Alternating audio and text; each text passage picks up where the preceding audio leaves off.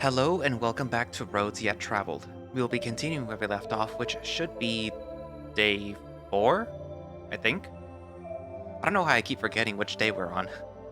Anyways, but yeah. So in the previous episode, I believe what happened is we were again visited by Rowan, but I mean, it was going well. He managed to get us our food even though he basically hacked the wall and he like brought it down and he was messing with it a lot because he, I guess, didn't really know what to do.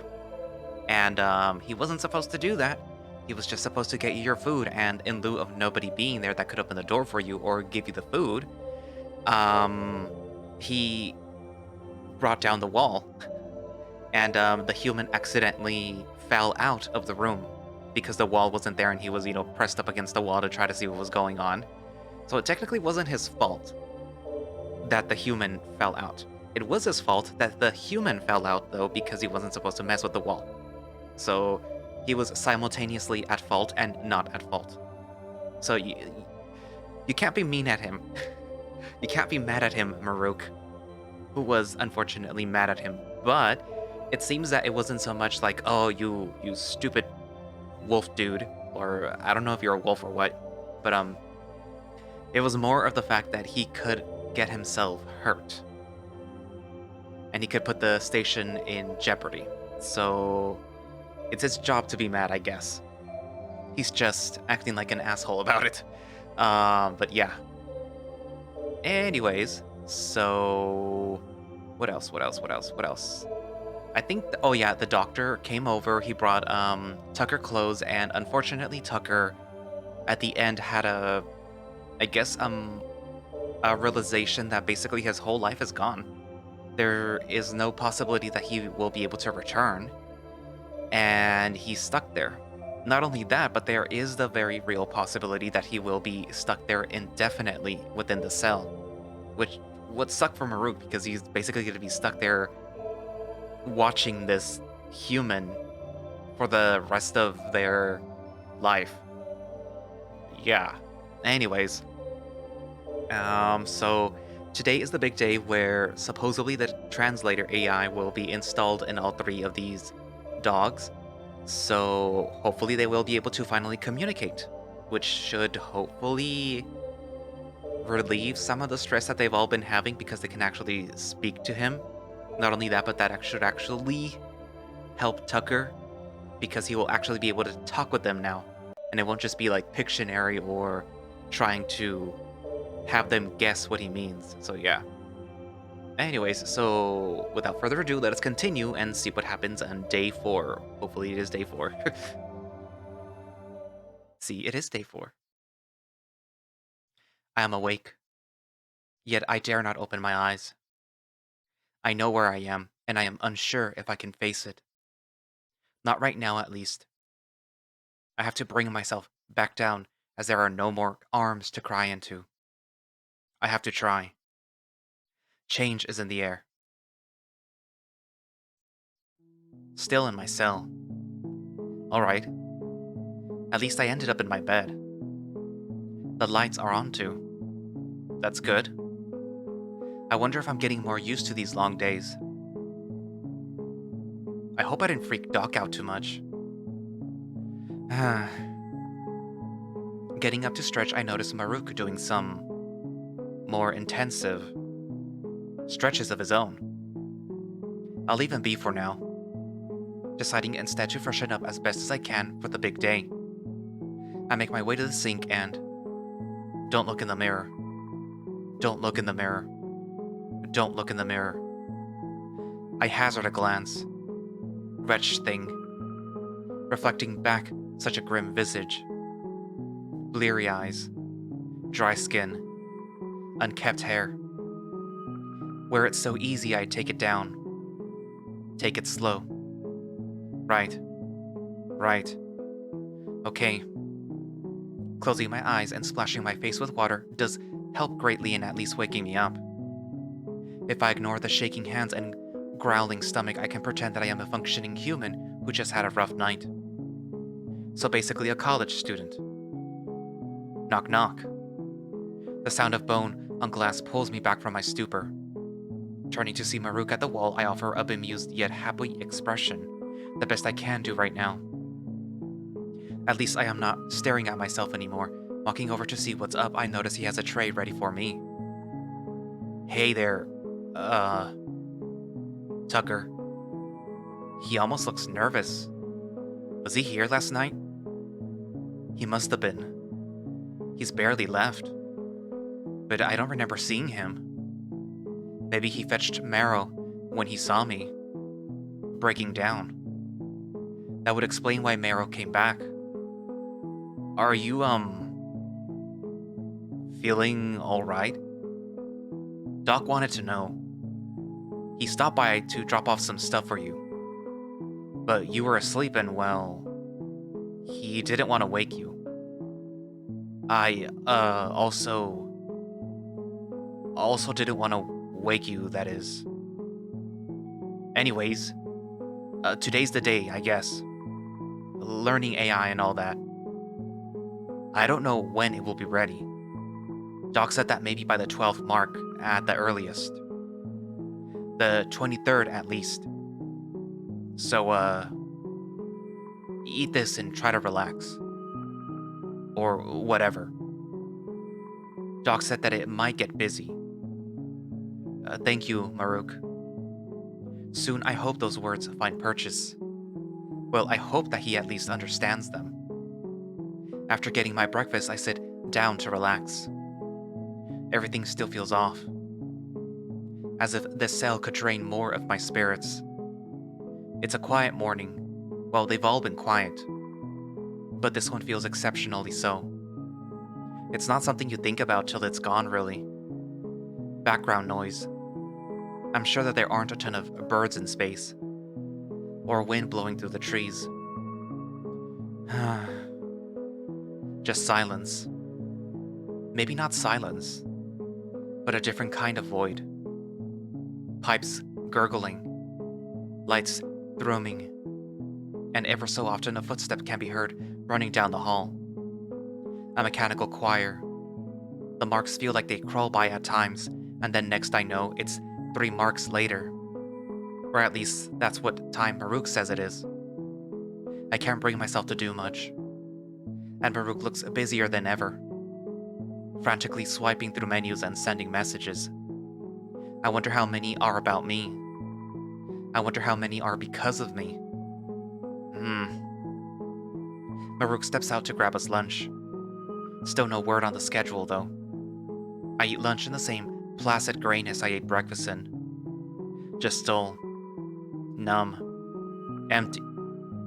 Beep, beep, beep. Shocked awake, I frantically turn to Marruk. His expression mirrors mine.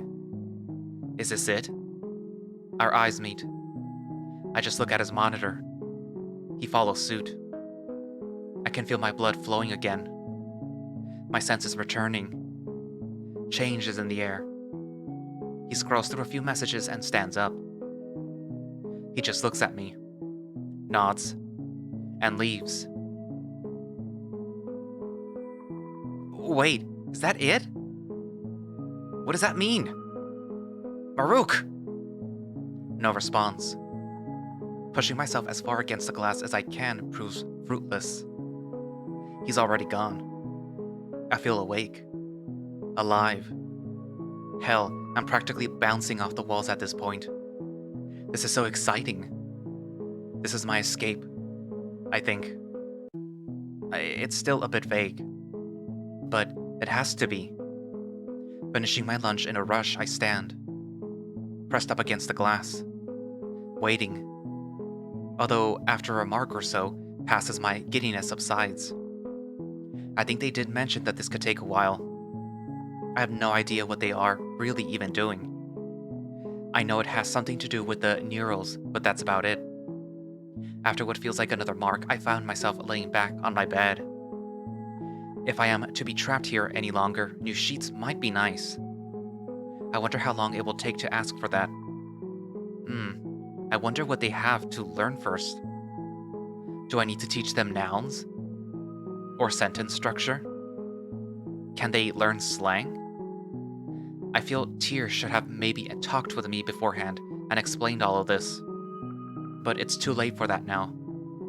I decide to sit and journal what little has changed. I find I do not write much. Maybe it's best to take a day off and let things actually happen. Every little sound sets me off. I can't help but glance at the door. Well, what I can see of the door at least. All of my morning malaise is gone, and replaced with this need to talk to someone. Gah. Waiting is the worst. I find myself just pacing and I hear the door open. It's time. My eyes shoot wide open and I bound over to the wall, realizing that I look like a monster, pressed up against the glass, staring. I back up a bit. Just a bit. Tyr comes in first, followed by Marruk, and Rowan. Merowyn looks exhausted. They all do. I wonder how many hours they're putting in for me. I'll have to thank them soon. So soon. Hello and good day, Tucker. Now, before you say anything, and I mean anything, let me try to explain this as best I can. I'm so excited that I'm worried that I might forget this. I wonder if I should write it down. But I cannot move. I cannot take my eyes off of the Karain who is giving me this tremendous gift. All three of your guardians have just downloaded the neural learning AI I spent the past few days programming. In the simplest terms possible, it would mimic what you say through context. So, for example, and I mean example, please do not respond until I say so. If Dr. Merowyn were to say hello, and you were to respond in kind, the AI will take your response and list it as a possible appropriate response, then translate it to Karain. This can be troublesome if you were to say something wrong. For example, if Security Chief Saris here were to say hello, and you were to respond with a goodbye, the AI will register that as an appropriate response to hello, and you might have to deal with that error until I fix it. Now, don't be too worried. The AI can learn if you were to simply make a mistake or misspoke. But let's just not push it too much. It's not my best work. A bit of a rush job, all things considered. Yeah, I should have been writing that down. It doesn't sound too complicated, but I'll try to remember to watch what I say. At least for a while. This is so exciting, though. I know I have to take it slow, but the possibilities astound me. I'm ready. Now, this is quite overdue. But, hello, Tucker. Is that my cue? Tyr gives me a small smile and a polite head nod. This is it then. Here goes nothing. Hello, Professor Seno. Immediately, all three of my guardians show a reaction. Something akin to a mix of discomfort and pain, almost. Wait, this isn't hurting them, is it? Yeah, no, that's gonna be annoying. That was him, though. He said hello. By the eye, that's good. I was only fairly sure that it would work at all. And oh yes, about the discomfort. I have heard that it can be discombobulating at first, but I have also heard that it passes quite quickly. You have all day, and more, to get used to it. Tyr notices my worried expression. Oh, and yes, don't worry. Everything is fine. The neural isn't always set up for this kind of thing, and it can be quite jarring to hear a voice in your head and out loud. They hear you in their head more than when you talk normally now. As not to hear you twice. Well, that sounds awful. I hope it does indeed pass soon. Now, go on. Introduce yourselves. Again. Trust me, it helps. Yeah. I'm head of security. Lieutenant Marruk Saris. Hello, Marruk. I am Tucker. With a small wince and some shut-eyes. I can tell that it's working. Greetings, Tucker. I am head doctor Merowyn Seno. Greetings, Merowyn. Hiya, Tucker. I'm head of, Director Rowan Turan of maintenance. Hiya, Rowan. Yeah. That's working all right, Chief. Is there anything else that we should do? Can't exactly ask him questions if we don't know the answer, right? Correct, Ceres. Asking a question with a vague answer could just prove tedious or worse. Useless. Questions must have one specific answer to build a vocabulary. If you were to ask, "How are you today?" with no concept of the words that they would answer with, you'd get nothing and confuse the AI. But if you were to ask, "What is this?" while asking about, let's say, a book, you'll get a definitive answer. Mimicry is also an option, although a tedious one. If you understand that you are saying a sentence and it will be spoken back to you verbatim, then the AI can figure that out and add all of those words and their context to its memory. If you'd like, you could spend all day simply reading a dictionary back and forth to one another. Like I said, tedious. Hence why I had you clear your schedules. Speaking of schedules, I must depart. There's more news coming back for me. And hopefully this time it isn't gibberish. By the eye, I hope it's not gibberish. Anyways, goodbye to you all. Goodbye, Tucker. Goodbye, Tyr. He smiles. I think even without a neural, he understands. Walking down the hall, he offers one last "Good luck!" before heading out. It's nice. It's a lot. And it's so complicated and confusing. But I think this is it. Merowyn and Rowan offer me similar smiles. And even Marruk's scowl softens a bit. But where do we even begin? It seems like they are also wondering about this issue the same as I am. So, Doc, you got any ideas? Me? Why me? You're the smartest one here, of course. While flattering, I am unsure if that is true. Director Turan is very talented and knows his way around the station like no other. Yeah, okay, he's the best janitor that we've ever had, but really, Doc, I'm lost here. I'm afraid to even ask his name again. Merowyn rolls his eyes. Rowan looks like he's zoning out again. Do these three just fall apart without supervision? All right, let's start with something simple.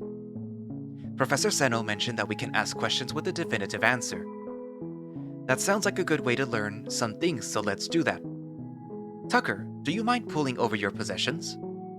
Perhaps we can start there. Oh boy, item recognition. We really have to take it this slow, huh? Okay, if Tyr says this is the best, then sure thing. Picking up my meager possessions for the crew, I see that they have rearranged slightly.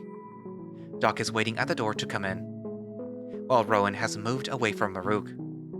Or perhaps Marruk moved away from Rowan. Looking to Doc with a confused expression, he simply turns and smiles. I felt silly on the other side of the wall and thought I'd come in. Is that alright? Oh. Wait! I just realized that we have no concept of what yes and no is. But please say yes for the neural. Or not. Oh damn, good catch. I'll have to be so careful with these coming days as to not get too confused.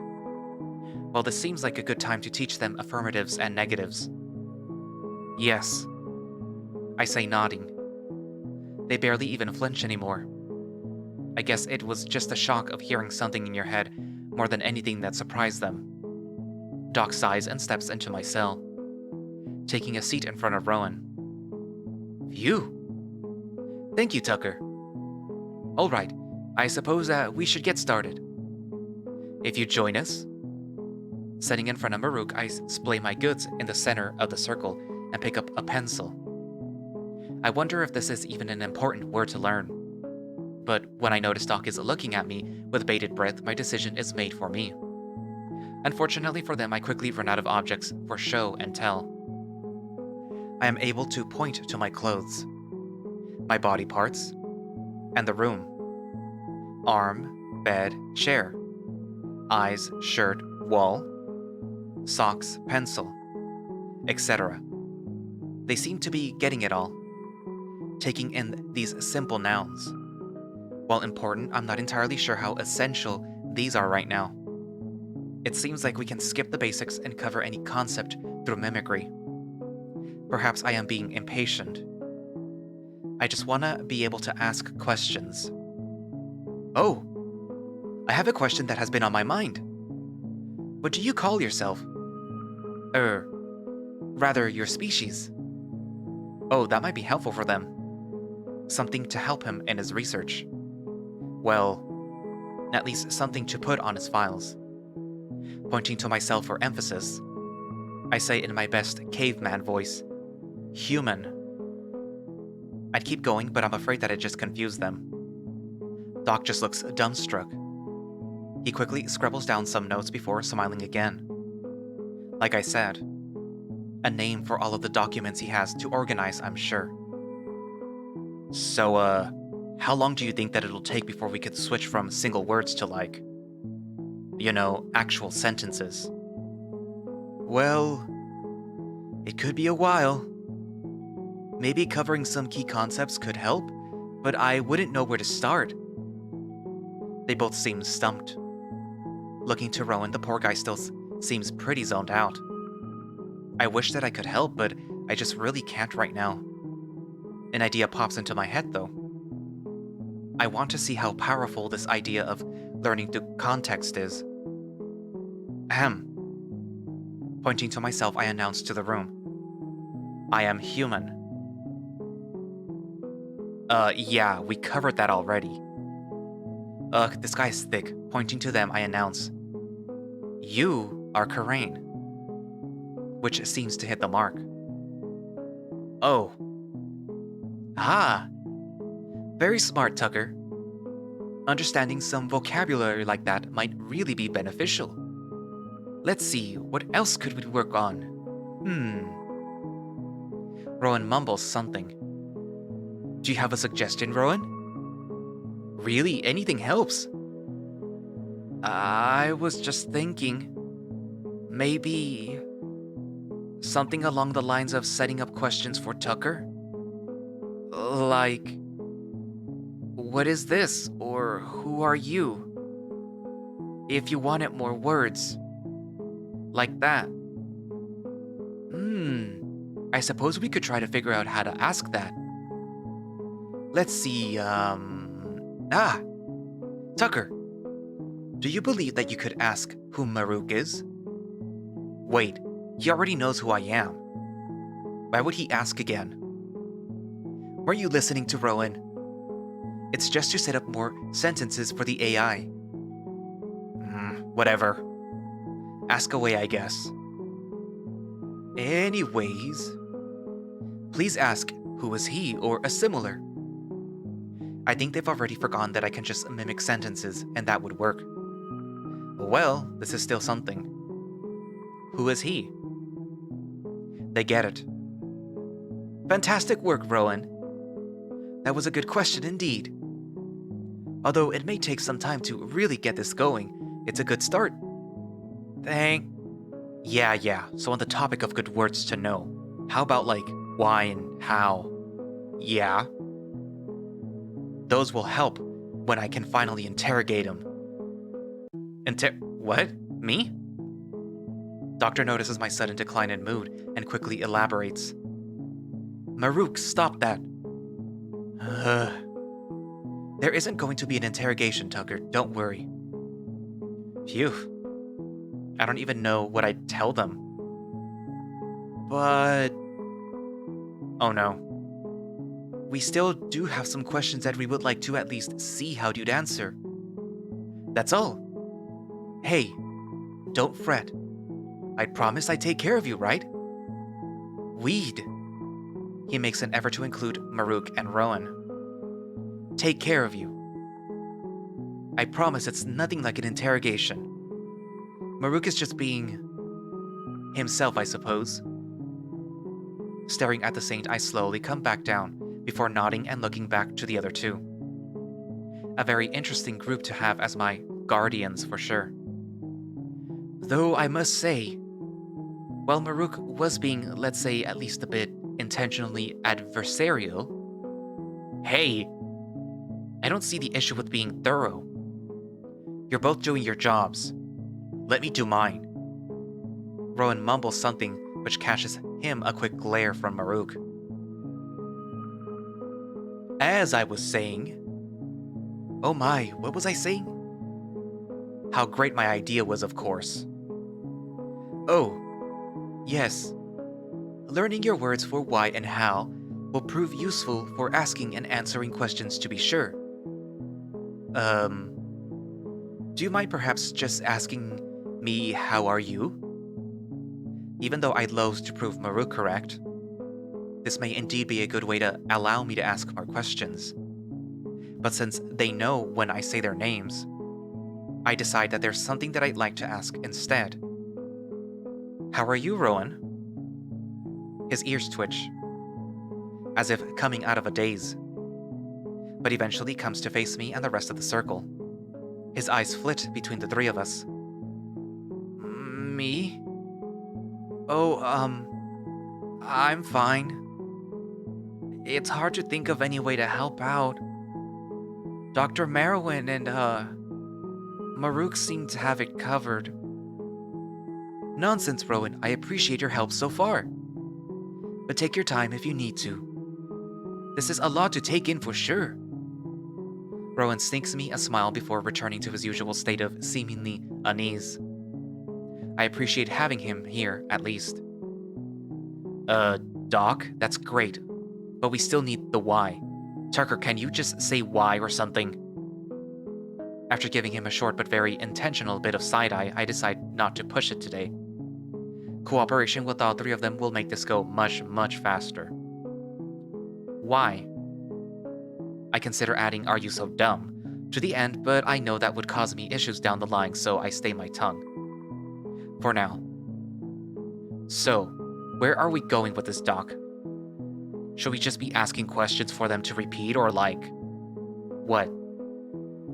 Believe me, I had one good idea, and I'm out.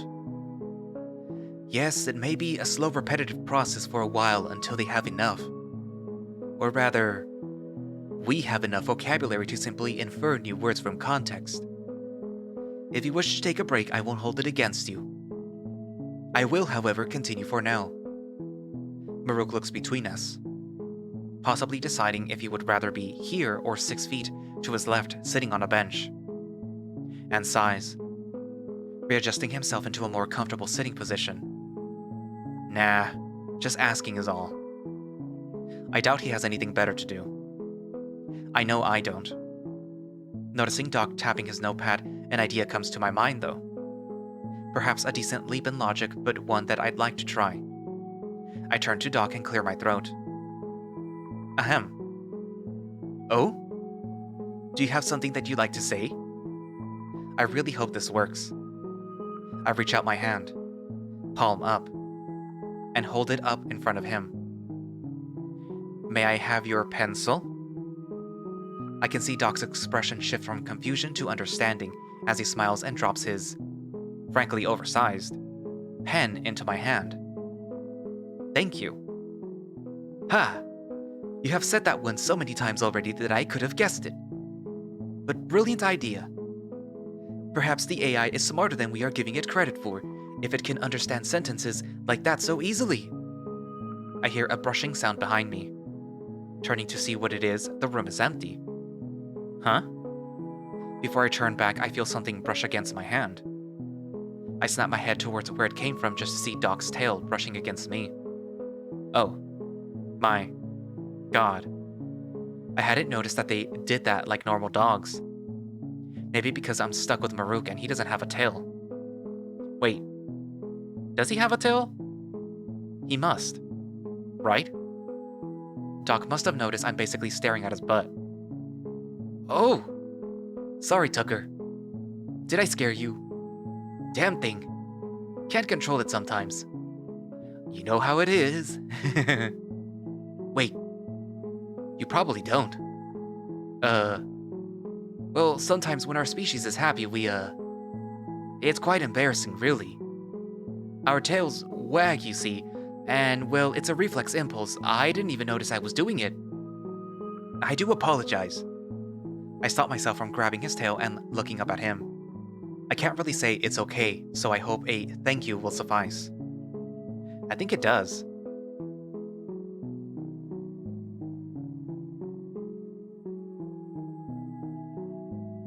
After a few marks of repeating words back and forth, I think that we can almost hold a conversation. Well, at least enough to get me through asking for basic things and not having them just staring at me. It feels really good to finally be able to communicate with them. Even just this is really making me feel better. I hope my days of charades and Pictionary are over.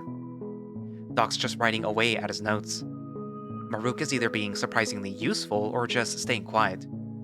And Rowan. Well, I'd love to take Rowan aside and ask if he's actually okay.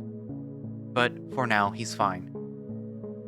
He brought up some good points here and there, but for the most part, he's kind of just been staring at a wall. Maybe I can... Tucker, are you okay? Shit. I was zoning out myself. Oh, sorry. I am okay. It's incredible that we've come so far as to be able to say that in less than a day. I wonder how much they intend to learn before I can get out of here. I guess I can ask soon enough at this rate. Glad to hear. I was thinking that perhaps that we could try to ask some questions. You did so well earlier, and now with our improved knowledge of your language, I was thinking that it might help us, skip some steps. If that makes sense. A question I've had? I've had hundreds of questions. This whole place is confusing to me. Something easy to ask, though. Oh. Maybe that could work. Where am I? Doc seems a bit hesitant at first. Does he not want to tell me? You're in a holding cell. Marruk. Bedside manners. What? He asked. There's no reason to be terse about it.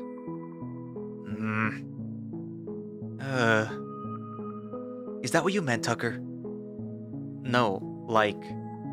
Where am I? Space? Planet? I think that we went over some of those words earlier. It's hard to keep track. I gesture up and around me, but I'm not sure the message gets across. He means the station, Doctor. And beyond. I think. All three of us turn to Rowan. I'm sure at least one of them forgot that he was even here. He's mostly just been quiet for what feels like half a mark or so. I wonder how he understood me, though. Maybe just good intuition. I nod and add validity to a statement. Oh. I'm not... Is there a problem, Doc?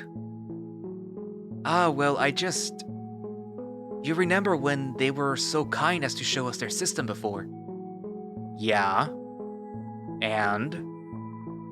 Well, I believe that they may have figured it out, but... He leans into the wall and whispers the rest to Marruk. His expression doesn't change. I think that's supposed to be Marruk. Doc, you can only treat them like a kid so much. Like you said, they probably figured it out already. Very well. Tucker, I have something to tell you then in regards to where you are. And if this news is shocking, please know that I am here for you if you need me. He gently lays a paw next to me. I have a feeling that this will confirm what I already believe. But it's important to hear it. You are on the Icaroi too. in the All-Rain system. We do not believe that you are from this system at all, though. It's still a bit shocking to hear, even though I thought I was ready. I sway a bit but manage to stay up. I can tell Doc was ready to catch me if I needed to. Please, continue. All right. He looks worried. I am still unsure why he cares so much, but I will not complain. His compassion has helped me out more than I can say. We are located... Wait. What is it, Marruk? Look, I know he doesn't have a ship or anything, but telling him where our station is seems risky is all I'm saying. Marruk, are you kidding? What? No, I'm trying to keep us all safe. Marruk, he's no threat to us. I think he's proved that enough. Listen, you tell him if you have to, but just remember what I said. If we are attacked by more aliens, that's on you. Your concern is noted. Thank you, Officer Marruk. Anyways, ahem. Tucker, we are in orbit around the planet Dice. Our system only has 7 planets compared to your 9. I'd be happy to show you a chart of them. Oh, perhaps another time. I hope this is what you wanted. We're asking to hear. Thank you. My vision blurs as I tear up. Doc looks a little worried and even the others take notice. Wiping them away with a small sniffle, I try to keep it together. It's nothing new. I've known this for a while now, just not the specifics. Just gotta take it as it comes. Turning to Doc, I make sure he knows I'm okay. I can tell that he's worried. Thank you. Really. He's unconvinced. But we move on. Feel free to ask any other questions you have. If you can, of course. We are happy to help in any way possible. Marruk rolls his eyes but gives a half-assed nod. And I think Rowan just wants to leave. I don't think I blame him. The room is silent for a while as no one can think of anything. Just the sound of Meryl scribbling some notes down. Fortunately, something breaks the silence. Embarrassingly, though, for me, it's my stomach. It must be getting close to dinner. Oh my, well, would you look at the time? Sorry, Tucker, it is time to get you something to eat, isn't it? Marruk, do you mind? Yeah, fine. The usual. Yes. Oh, Rowan, do you want something? What? Oh, dinner? I should probably be going, actually. I have... things... to fix. Are you sure? Won't you at least stay for dinner? I feel bad. I'm sure that he'd be happier anywhere but here. But I'd really like to be able to talk to him some more. He's been so helpful today. Well, he's actually always been helpful, if just a bit scatterbrained. I decide to pull the trigger. Please, Rowan? He looks a bit shocked, as if he didn't expect me to care. But a small smile assures me I was wrong. Oh, all right. For dinner, I suppose. Wonderful. Marruk, if you don't mind. Yeah, I get it. He keeps talking to himself as he walks down the hallway, but I cannot hear him. So, Director Rowan? Just Rowan, please. Sorry. I mean, if you don't mind. Oh, of course. I've always found honorifics a bit much anyways. So, Rowan, how do you feel about all of this? All of this? Yes.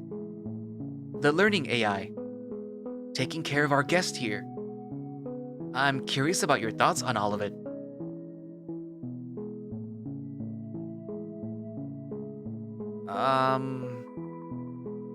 It's nice. Oh, is that so? Yeah, they seem nice and, helpful. Helpful? Yeah, they, offered to help out. Kinda. Well, I asked. I think we're gonna hang out, is all. I mean, I know that's my job, besides fixing things now. But, like, you get it, right? Well, as long as you are happy with the position. I see it as one of great opportunity to meet and socialize with someone of another species, as well as learn about them in the process. But I suppose hanging out is also good. I do not have as much time as I'd wish to simply relax these days. I feel that's mostly my fault. I know he's busy, but I wonder how much of it is me. Sorry. Hmm? Oh, by the heart, no, Tucker. There's nothing to apologize for. While some here might be, confused by your sudden appearance here, I am absolutely excited. Any extra work I have to take on to learn about you is work I'll happily do. In truth, it was getting quite dull here before you arrived. And, well, Professor Sano's experiment. But since you're worried about it, maybe you can repay me by just hanging out with me instead of working. And not telling the professor, haha. Wait, Doc wants to hang out with me as well? I guess I shouldn't be surprised since he is always so excited to see me, but still. I guess I expected a level of professionalism that would prevent him from relaxing ever. Glad I'm wrong. I think I can do that. I'd also still like to learn more about the experiment, though. But it seems it's still really under wrap right now. It might not even be done since all the data is weird or whatever. And wait, what was that thing he said? I guess I can ask now. Marrow? Hmm? Yes? What is by the heart? By the... Oh, I'm sorry, that must make no sense to you. It's, well, it's a bit confusing. It's a religious ideal that has, influenced our language in many ways. If that makes sense? So wait, is that how they say goddammit or the likes? Must be. But I swear that they have said it in different ways. Can you explain it? Oh, sure. I don't practice. Well, not much. But it's fairly simple. It all started when early Karen looked up at the sky, and the sky stared back. Well, they saw an eye. Well, some saw an eye. Some saw a heart. Some saw nothing. So they saw it as a divine being of some sort and began worshipping it. Anyways, the main tenet is that the belief that all Karen are good. Simple enough. It gets complicated when you consider the many different ways it can be interpreted. And by definition, what is good? In truth, though, as the years have passed, it has not been as popular in practice. Because when we look up at the heart nowadays, we know that it is no god, but a star. Yes, thank you, Rowan. In truth, we have found that the eye is a star. Or rather, a system. In a void. A void is an area where there are very few stars or systems. So it appears as one great eye in the sky. It goes by many names. The eye, the heart, even the void. It's not even the only religion on our planet, if you can believe that. It just happens to be a long-lasting and popular one. I wonder if we can see this eye from where we are. It sounds kind of amazing. No wonder they worshipped it. Thank you. Oh, of course. Any questions you have, I'd be more than happy to answer. I can hear the door open. And, oh, it seems the food has arrived. Doc moves over to the door, which opens on demand, somehow, and waits for Marruk. Took long enough, Marruk. I thought we'd all starve before you got back. You? Starve? I'd like to see you try. Huh. The relationship between these two continues to confound me. It seems like they are old friends, but I can't tell at times. After handing off the tray to Doc, he sits back down next to Rowan, half-heartedly handing him another wrapped burger. Thank you for the food. Uh-huh. I guess he's not yelling at him. Still, when they can understand me better, I'll be sure to at least ask what's up with them. My array of food is the same as always. I shouldn't complain, cause at least it's not just porridge, but I can't wait for the dinner Doc promised. Actually, wait, speaking of Doc, where's his food? Have I seen him eat anything yet? I feel like Marruk always brings food for him and myself, but never for Doc. I suppose since he's outside of the cell a lot, he has time to eat then. But Rowan is always fed when he comes here. I'll try to ask. Marrow? Are you hungry? I patted my stomach to try and get the meaning across. Oh! No. Thank you, Tucker, but I try not to eat at work. Bad habit and all. That's not really the answer that I was expecting. But I'll take his word for it. I don't think eating in my cell is as bad as eating in the labs, but maybe he had a bad experience once. Either way, I'd be happier if he ate something. Dinner is pretty quiet. Either no one has anything to say, or we're all just lost in our own thoughts. Doc seems occupied taking notes. And Marruk and Rowan seem occupied trying to pretend that the other doesn't exist. It doesn't take long, though, for the plates to be emptied. I should probably really go now, though. I have to prepare schedules for the upcoming week, so... and maybe some other things. Well, it's been a pleasure having you Rowan. See you tomorrow, yes? Oh. Yeah, right. I'll be in sometime tomorrow. I'll have to check some things. Myself. Then I can come in. No worries. Of course. Have a good night, Director. He stands up to leave, but I can't have him leave without offering a good night Rowan of my own. He turns to face me and offers a small smile on the edge of his persistent frown. See you tomorrow, Tucker. And with that, he's gone. I wait by the wall to hear the door open for him. Doc yawns. It must be getting late. Or they are all just tired. It has been a long few days for them. And me, I suppose. I could really use a break. Of some kind. Although not really sure what that would entail. Maybe I shouldn't keep my hopes up. Hey, Doc. How do you figure this is going? Huh? Like, is this what the chief expected us to do, or like, do we have a deadline or something? Oh. Well, to be honest, I'm not sure how much he's worried about all of this. No matter how important this is. He's preoccupied. If you want a specific deadline, I don't expect us to learn everything Tucker can say for at least a week or so. If that's soon at all. And the captain is still working out a release schedule with my input. And at your recommendation, of course. Uh-huh. You don't have to lie to me, Doc. I know what power I hold here.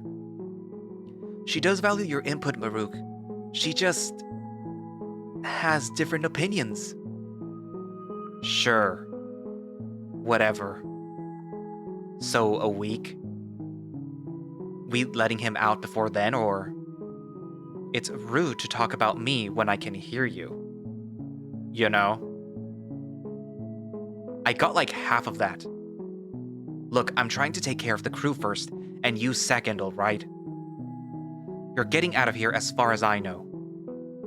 I'm just trying to make sure that it's safe for everyone. It should be. Their blood work has come back better than expected, and I think I can discharge them with a clean medical record soon enough. If you say so, Doc. That's good news. I would take no joy in accidentally spreading disease amongst the crew. Still, it seems like there is more behind the scenes than just the possibility of me carrying some virus. I don't know a lot about medicine or virology, but it'd be cool to ask Doc about it sometime. See how I differ from them as a species. Oh, Marruk, I was meaning to ask. Do you have everything scheduled out for the next month at least? I know you had your meeting, but I forgot to ask. Oh, yeah. Thanks, Doc. Gonna be a lot of overtime for the crew, but I think that they'll pull through. Good. I'll be sure to make sure that you get some time off as well. I know being in here can't be that entertaining. Doc realizes his faux pas with a jolt and quickly turns to me. For either of you. You'll both have some time to relax in the future. I'll make sure of it. Although when, I cannot say. We still have some work that needs to be done. You won't hear me complaining, Doc. You might hear me complaining, though. Doc looks shocked. Did he understand me? Maybe he just didn't expect me to make a joke? Certainly not one about something that he knows I've been struggling with. Eventually, though, his jaw curls into a smile which breaks into a hearty laugh. Ha ha ha ha ha. Well, feel free to complain to any of us if you need anything. Doc gives me a mopey smile before yawning again with a big stretch this time. I might have to call it here though for tonight, Tucker. I'll be back in the morning. I'll prepare some sentences for us, perhaps. Some things to help us learn a bit faster, maybe? Sorry, I have to head out, but if I stay here any longer, I might pass out. Oh, I guess I was right. It is getting late. I'm sad to see Doc go, which I think he picks up on, but I don't press the issue. I simply wave him goodbye and offer a "Goodnight, Marruk. See you in the morning." He simply smiles and waves before heading out, giving a small farewell to Marruk before leaving. Once I can tell that he's gone, I flop on the floor. I must be more tired than I thought. Ah, that's more like it. Staring at the ceiling has become routine for me. But now I wonder if I'll miss it. Probably not. But I've been thinking about things of that ilk recently. Small things that you don't even know you miss. I'm sure all the ceilings look like this. I really am tired if I'm getting worried over a ceiling.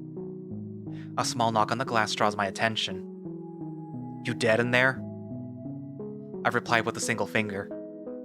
I don't think it translates. Shame. Sighing, I sit up and face Marruk. I'm fine. Thank you. He gives me a quick one-over, before simply shrugging and going back to his bench. An earlier idea comes back to mind and I try to see if he's been hiding a tail from me this whole time. Staring at his butt with a curious intent proves fruitless as his jacket is too long. If he does have a tail, it is indeed very short. Maybe another time. Moseying over to my desk, I take a seat. It is far too late to write anything comprehensive, not to mention too dark. But I still feel it's too early to go to sleep. I'd be worried if I'd wake up super early again. I get all my belongings organized, making sure that I didn't somehow lose something, and just end up fiddling with the pen. Now that I think about it, it feels weird to see Doc using a pen to take notes when Marruk has a damned hologram projector thing that he can summon from his bracelet at any given time. It seems kinda outdated. Maybe it's just a habit? I wonder what he's been writing to. I'm sure studying me has been fascinating for him. At least some of the Karains seem to tolerate or even appreciate my... Knock knock. What? I turn to face Marruk, who is staring down at me. I feel like we've been here before. I put on my best unimpressed face and stare back, trying to meet a scowl with the closest human equivalent. When neither of us moves for a while, I shake my head at him as if to say, well? Wait, I can just ask that now. Well? He flinches and blinks a few times, as if coming out of a trance. Wait, was he zoning out too? He almost looks... nervous? No. I can't imagine how he'd look if he was nervous. He composes himself and clears his throat. I just wanted to give you a few... warnings about when you get out of here. This can't possibly be a threat, right? No. Even if he doesn't like me, we're past that. Okay. I think you're smart enough to figure out that getting out of the cell isn't going to be the end of your problems. And things will be more hectic on the outside.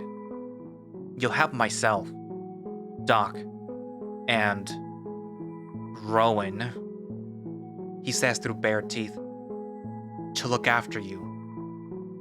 And while that will mean a lot to some people, it won't make you untouchable. I mean that literally and figuratively. Most Karain here wouldn't be dumb enough to try anything when I'm around. But I won't always be around. So just keep an eye out, I guess, okay? You understand me, right?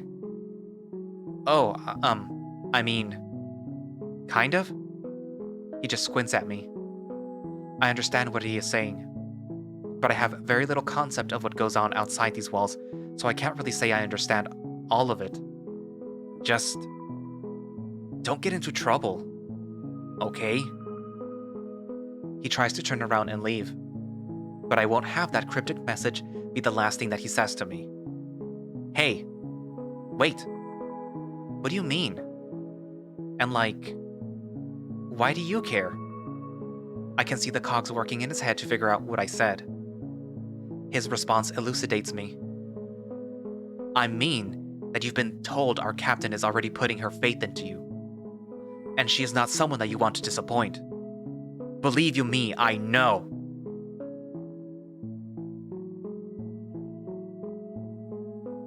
And it's my job, that's why. Just as it's Doc's job, and just as it's his. We don't need you to end up in a worse way than you already are. Now go to sleep. There's a lot to be done tomorrow. I can't help but just stare at him, a bit slack-jawed. As he goes, I know nothing about anyone or anything beyond my cell wall. Not even the Karain who's been trapped with me this whole time. I want to keep talking, see what else there is to be said.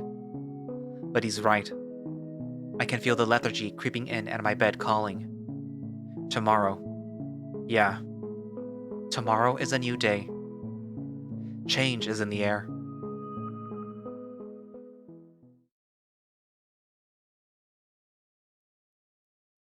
Damn it. I couldn't quite make it through the whole night. Happens, I guess. Sitting up in my bed, a small shiver crawls down my spine. It's still just ever so slightly too cold in here. Maybe I just never used the AC that much when I was home. Or I never turned it high enough. But it feels like someone has turned it up a bit too much. It's uncomfortable, but I can forget about it. Sometimes. Looking around, it is still clearly night as the lights are off. I can also tell that it's already too late to simply roll over and go back to bed.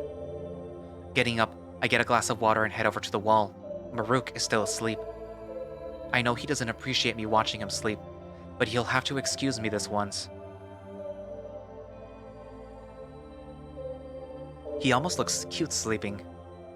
Mouth open, tongue sticking out a bit, laying at just an off angle. I can't imagine that's comfortable, but he seems to be able to sleep through the night. I know I should divorce my concept of what dogs are like back home and what Karain are like, but it's almost impossible. They are just so similar.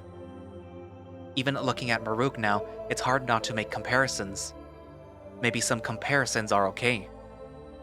They keep me grounded, in a sense. I wonder if that will be horrifying for them, though. The concept of a dog. They don't seem like they have primates here. Or nothing that looks like me, at least. So to tell them that they are almost analogous with the species back home would probably freak them out. Heh. Might make for a fun story. Another time, though. I take a seat at the desk and take another sip. I wonder if they really care about me. Well, I mean... This is complicated. They obviously care enough to not dispose of me. But am I just an oddity to them? I must be. Although, Rowan and Doc seem to at least put up the front of caring about me. I guess it could just be a front. I hope not. Maybe I shouldn't be worried about this at God knows when in the morning. Void knows when? I don't know if I can make that work. I can feel my consciousness slowly being exercised and replaced with torpor. My eyes slowly flitting open and closed in a losing battle to stay awake. A battle I am quick to concede. Day 5. And that's where I'm gonna leave it for today. So, yeah. Well, the whole translation thing went better than expected, I suppose. But it is obvious that it is not perfect. It's not like the lingua from Ad Astra or from some other, I think there's another visual novel that does something similar. But yeah, where you have something in your brain that translates. Now it's something in the brain of the other people that's translating you for them. And it's, not, again, not perfect because it needs time to train itself in the dictionary, I guess. Where I guess it's more of like a reference where it has your dictionary and the other dictionary. And when you say something and it has context, it looks at the dictionary and then it looks at the other one and then translates it back for them. So, I am also curious about the whole eye and the heart, where they're saying that it's a star. And so they're referring to like their star, right? Like their sun? Because for a moment there, I thought they were referring to like another galaxy out in space, but I doubt that because you wouldn't be able to see another... Actually, no, you can't see... Well, no, like here on Earth, in a very dark spots on the planet that don't have light pollution, you could see the arm of the Milky Way that we're in. But I don't think that they would be able to see other galaxies with the naked eye. Because I was thinking, what if they were looking at the Milky Way? Like they in the night sky that they see the Milky Way. That would be kind of cool. Like, what if they're like in the Andromeda galaxy and they're looking at us? And they just happen to be in a system that is like the furthest out from their galactic center. So they don't get light pollution from their galaxy so they can see out towards space. Or into the void. Because there is just void in between galaxies. There's nothing. It's dead space. Anyways, but yeah. Anywho, so what are your theories about the story so far? How did the human get here? What is going on in the background right now that the chief is so engrossed in? And what's going on in general with these guys? Because it seems like whatever is the station's primary mission is, I guess, at jeopardy. Well, I don't want... Well, maybe not at jeopardy, but it's hinging on its success, and if it doesn't succeed, then, well, things are gonna go bad for everyone. Anyway, well, that's just my theory. I don't really know what's going on. I'm assuming that whatever the chief was experimenting with probably is the reason why the human is there. And whatever he was experimenting with had the unintentional effect of, I guess, pulling the human towards them. And it was never supposed to do that, so maybe like a long, super long range transporter and, well, teleporter, I guess is the right word. And you basically sucked the human over to the station when it was supposed to, give them readings on some other stuff. I don't know. Well, what was he, like a physicist or something? It would be pretty cool. So like, oh, I invented long range teleportation. It just teleports things at random from another galaxy or another system. That'd be hilarious. Kind of scary too, though. I mean, you don't know what you're gonna pull. Anyway, so, comments, write down what you think. And thank you all for watching / listening. If you would like to play Roads Yet Traveled, you can find it over on itch. And I will post a link down in the description for the... And thank you all for watching / listening. If you would like to play Roads Yet Traveled, you can find it over on itch. And you can find a direct link to it from the creator's Twitter page, which I will post down in the description, along with their Ko-fi and Patreon. If you would like to subscribe to their Patreon, you will probably get early access to builds of Roads Yet Traveled when they are eventually released. And I'm assuming maybe behind the scenes stuff. I don't really know what they post. And if you would just like to do a one-time donation to support them and tell them, like, hey, I like your visual novel, keep it up, you can donate to their Ko-fi. And I have a Ko-fi too if you would like to donate. If you like the videos. It's down in the description or in my About To and on YouTube. But anyways, I guess that's it for now, and I will see you guys in the next video. Bye-bye.